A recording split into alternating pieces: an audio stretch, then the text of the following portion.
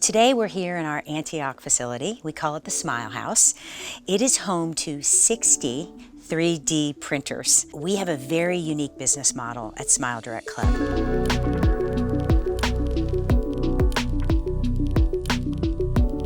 We are vertically integrated throughout the whole process, anywhere from your initial scan or your doctor-prescribed impression kit to how your aligners are made, to the delivery of them to your house is all done within SmileDirectClub. What we believe in here at SmileDirectClub is that we democratize access to clear aligner therapy. And what that means to you and me is we provide affordable and accessible access to straightening and whitening your teeth. Over the past few years, we've really invested in this Antioch site, and right now it is a state-of-the-art manufacturing facility here in Tennessee. Yeah, we're really looking forward to opening our second manufacturing facility here in Middle Tennessee, in Columbia, Tennessee, in the summer of 2021. Tennessee was perfect for us. As a small entrepreneurial startup, over the last few years, it's really expanded internationally. We're in 11 countries and growing, and we're proud to say